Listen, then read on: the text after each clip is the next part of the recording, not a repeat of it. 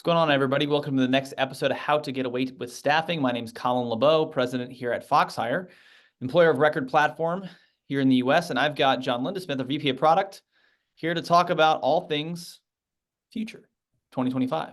John, what's up? Nothing. How's it going with you? We were having a good conversation before we started. I'm excited to continue it to see Yeah, where we it should have goes. hit record before, but yeah, I mean, we're just talking about what the future looks like. It's been a very interesting few years. And there's a lot of change happening right now. So if you're watching this in the future, it's February 3rd, and it's Trump's first couple of days in office here. He's changing a lot of the policies, enacting tariffs, those types of things. So, whether you agree with that or not, it's not necessarily the topic for today. It's more about how is this going to affect the staffing and human capital markets here in the US and then broadly across the globe. So we want to walk through a few different topics that we think a lot of our fellow staffing and recruiting industry, contingent workforce industry folks would care about.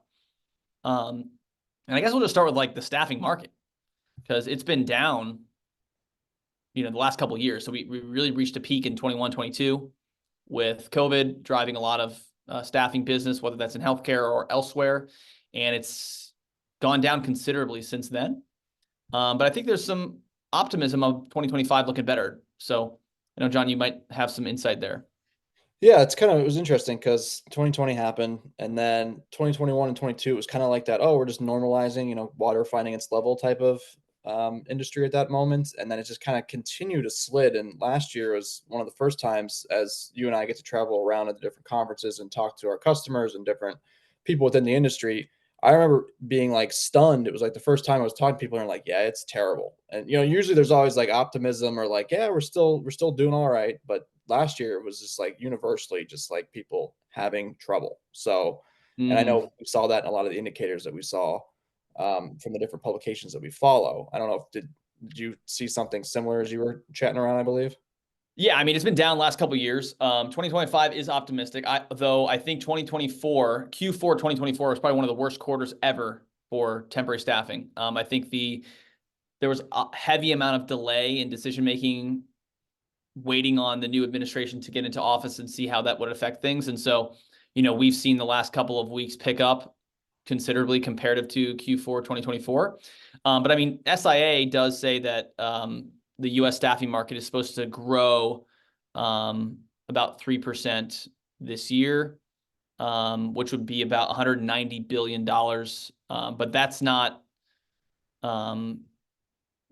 equal to COVID peaks, So Right. we're trying to catch back up to where we were a couple of years ago. But I think the decline, which I think was about 15% in 2023, will stop.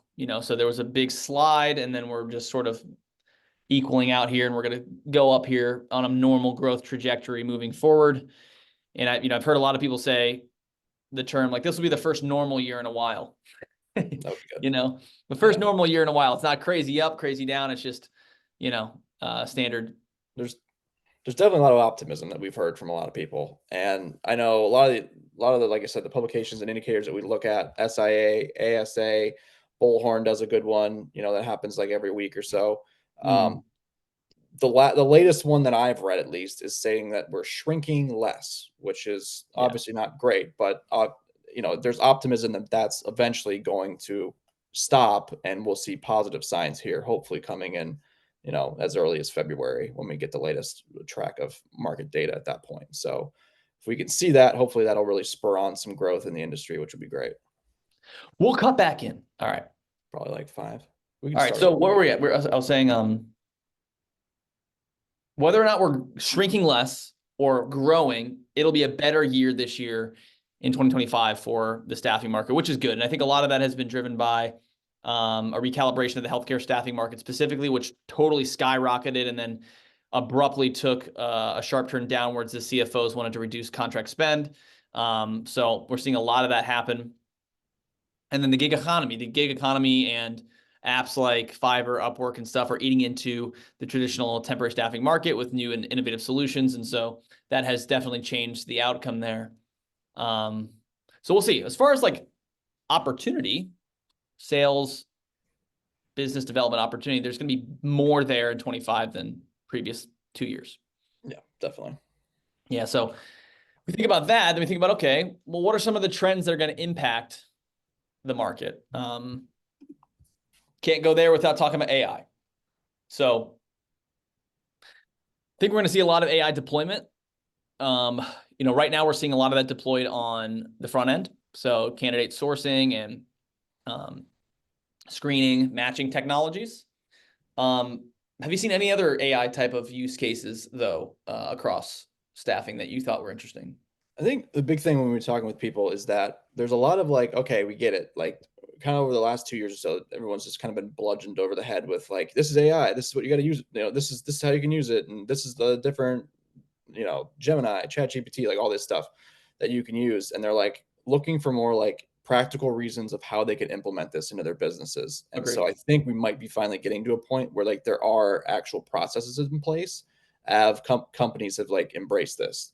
So, like you said, the biggest thing that I saw and have heard about in the staffing industry is, trying to get some of the tasks that are taking up large parts of your day and trying to automate those things so you can focus on some of the more important parts of your day, which would include stuff like you said, talent engagement, those qualifying calls with the candidates. I actually spoke with a partner that we were working with who is implementing some of this AI into their qualifying calls with candidates. And they actually got data back that said that candidates are preferring to talk to AI now almost on those types of calls more than they are willing to talk to an actual recruiter, which is I'm a little skeptical of still because I don't know if that would be personally what I would expect, but there's a whole different generation that might be willing to engage in that type of Yeah. qualification that we're not seeing obviously.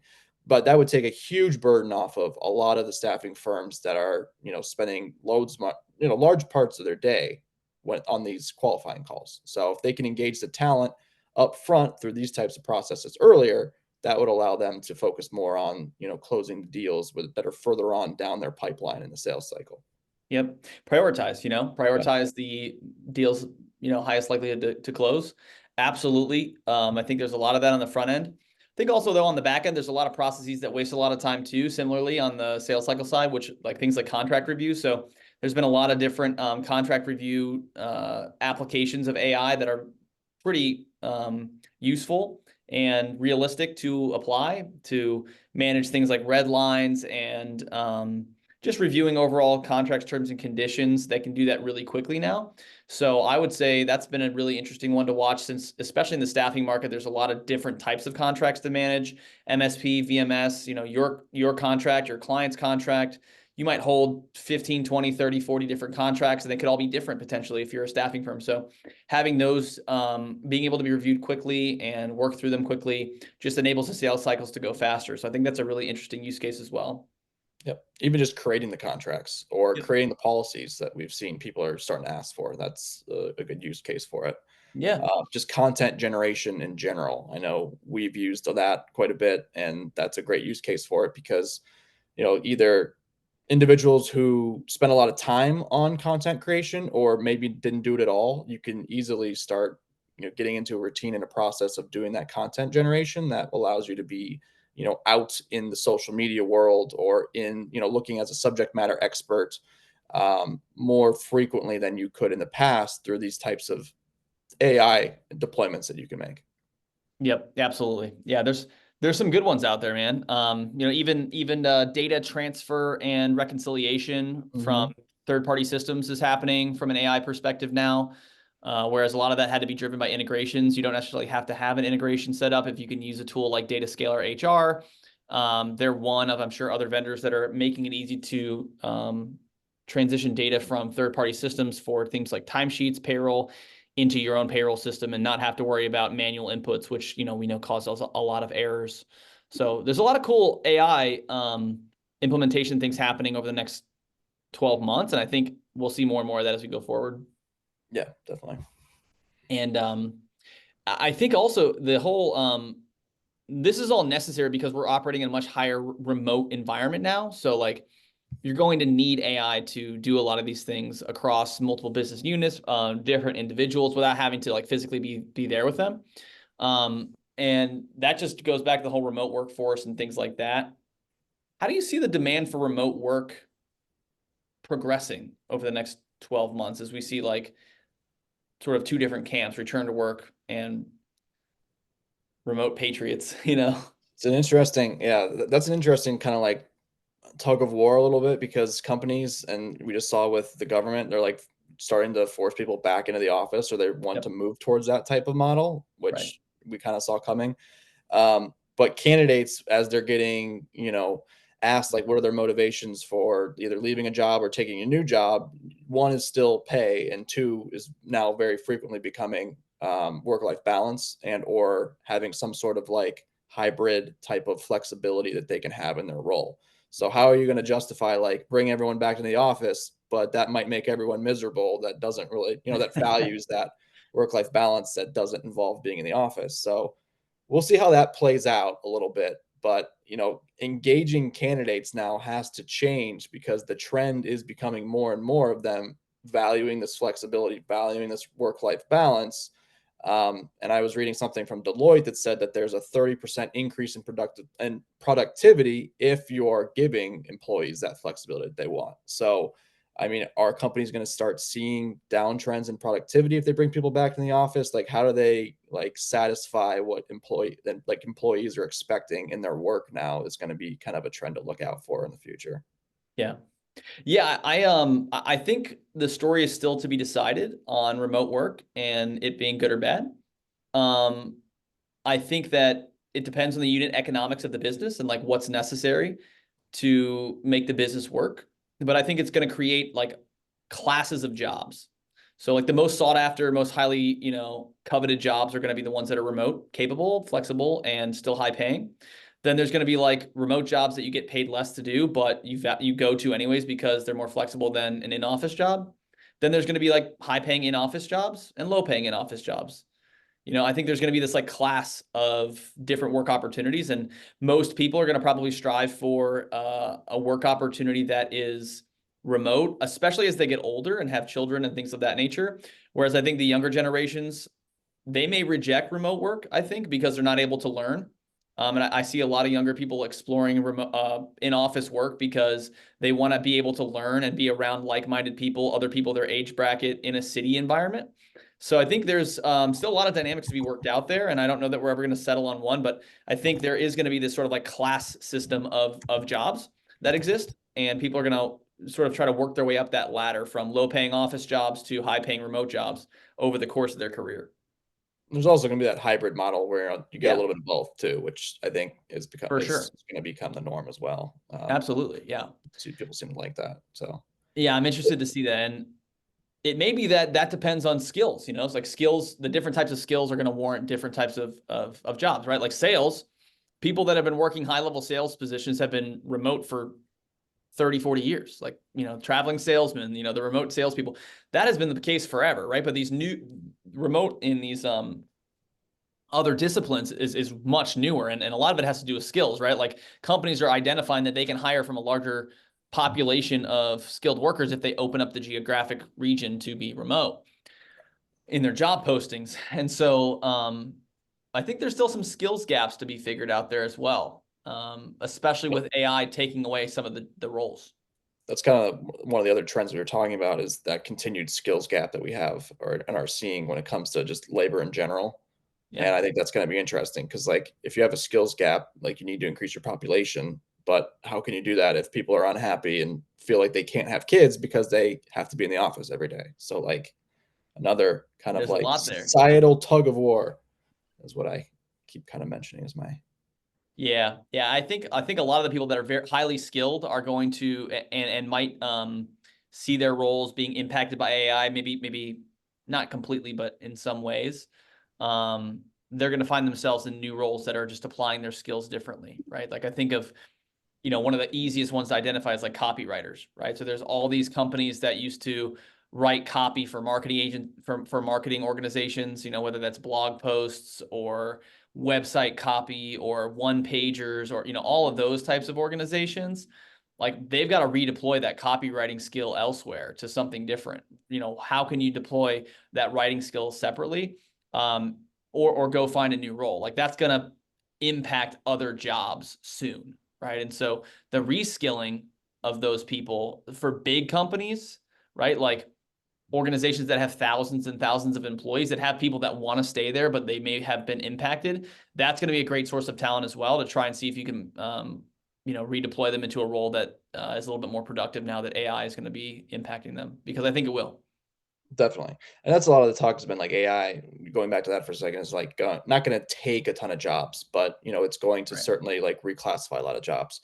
I'm beginning to think with all the investment that's going into it, like it's going to take possibly a lot of jobs. And so that Yeah. reskilling is going to be important. I think that's a great point to make. And it's going to be a huge trend over the next 1 to 5 years, however fast the technology continues to go. Mhm. Yeah. I mean, we just got through the whole DeepSeek fiasco where it crazily tanked the market. So I think, yeah, in 5 years from now, AI is going to be doing a lot of stuff that humans are doing now. Right.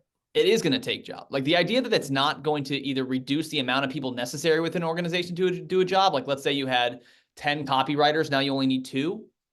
It did take jobs. That's It helped the two that stayed, but it took 8 jobs, right? So I think it is going to definitely take some jobs away. And but it might create more jobs too. It could create jobs, right? Like all the different AI engineering type of opportunities that are going to be there, integration opportunities, just the application of AI too. Like there's the whole learning aspect of AI that goes into deploying it. And so there's going to be people that work their way through those different types of opportunities from other jobs. And I think it'll be balanced out. But it's definitely going to take jobs. Like that's for sure. the other trend I was thinking about was the kind of after COVID, we kind of went to more of like a lot of global and hybrid workforce models where people were traveling either globally and we were seeing an uptick in Mm-hmm. wanting to, US companies to hold on to global talent or going to global countries to find new talent. And then the hybrid model, obviously, where they're moving within the US, but doing different states and working from home and that type of thing, kind of goes into a little bit of like the unknowns of how is that going to go now? Like, are we going to see increases of people still hiring globally? Are the tariffs that were being talked about all the time, is that going to cause any? Are we going to tariff talent that is getting outsourced globally? Like, how do you feel about some of that? That's a great question. I'm not sure, right? So there's the countries that wanted to drive more high earning people into their territories to take remote work, i.e., Portugal is an example that had digital nomad visas and things of that nature, or just the areas that had very low cost talent like Southeast Asia and other places. Um, they they are technically outsourced, like US companies are outsourcing talent to there, right? And a lot of it in the global EOR market has been generated around like hire the best talent no matter where they live and things of that nature, which I think is true, but like there is a cost saving element here, whether that's saving the cost of setting up entities or saving the cost of the labor itself. And so as we think about the political unknowns with this new administration, how far are these tariffs going to go? That's, I think as of right now, we're talking physical goods, but if you were to look at this global talent, um, I guess export from these different countries, you are working with an organization that may not be based in those countries. They may be based in US or Europe or Southeast Asia, these, the EORs, but the workers are not. And so I'll be very interested to see if any of this tariff stuff or any of these different policies bleed over into the EOR world. Um, I think it is possible. I think educating the market or the market becoming a little bit more understanding of this type of model will be important for people to understand how to maybe regulate it if they want to. But it's definitely something to consider. It's kind of a different type of export now that we're talking about, where Yeah. it's not necessarily goods. Yeah, I mean, when people think about outsourcing, that was the whole thing in the 90s, early 2000s, outsourcing. They're outsourcing all the jobs to, wherever. And there's call centers in all these different countries, right? And that's what people think about outsourcing labor in the technology, non-physical goods markets. It's a little bit different now, right? Like you're not hiring like 60 call center people in, wherever. India or Singapore or wherever. You're hiring 1, 2, 3 software developers across 3 or 4 countries, and you're hiring 2, 3, 4 marketers across 3 or 4 countries, and you are outsourcing that talent. And so if you're a political leaning is to keep all the jobs in the U.S., you're looking at that and saying they're hiring non-U.S. workers to do jobs U.S. workers could do, and we want to keep that here in the U.S. Whether or not you agree with that decision or not, or that mindset, I'm just speaking from a political perspective, political applications perspective, that could flow down to these types of decisions. And so we are closely monitoring that, seeing if it's something that the administration is planning to do or might identify doing. I do see something happening there, though, potentially. So I'm just sort of keeping my eye on it. It's interesting now because it was the whole last part of the year of last year was like, okay, we'll see some normalization on the market when it comes to staffing once we figure out like who wins the election. Yep. And now that we have that answer, I think it eased some of that uncertainty, but now it's creating the new uncertainty of knowing, okay, how are they going to implement their agenda? And how is that going to affect everything when it comes to the overall market? And so we're finally getting some of the clues as to how that's going to work because they're certainly moving quickly the last couple of weeks. Right. But there's definitely a lot of things to keep an eye on when it comes to, hiring, compliance. The tariffs are obviously a big buzz term. There's the H-1B thing that's going on when that's been a lot of discussion points, which could affect the staffing market pretty impactfully as well. So just a lot of like that uncertainty to keep an eye on. So I think that's going to be one of like the big trends of this year is, how are we implementing the agenda politically for the Trump administration, and how is that going to affect everything when it comes to hiring? Right. Yeah, the application of this agenda is still unfolding, right? Like we're seeing the different agencies cutting spend, cutting entire departments, cutting aid to different countries. Like there's just a lot of massive shifts happening at once. And so we're just going to have to monitor that. But I do think there's some level of possibility that it could bleed over into the global hiring EOR, AOR type model. And so we're just keeping an eye on that and see what's happening. US to US EOR services, I don't think will be impacted in any way other than the normal change in regulation that happens year to year. But global EOR, global AOR services, and hiring remote talent across different countries, I think might be in the purview of their agenda. So we'll have to watch that closely. Yep. Definitely. Yeah. So yeah, there's a lot of stuff to consider, man. There's a lot of interesting, there's a lot of change happening, which is cool. So it's fun to be on the forefront of that. And I'm interested to get some feedback from you guys if you're listening on what you think is going to happen. So feel free to comment, share with your networks. And if you found this valuable, please come back. Feel free to subscribe and, follow the podcast. Otherwise, we'll see you next time on How to Get Away with Staffing. Thanks. Thanks.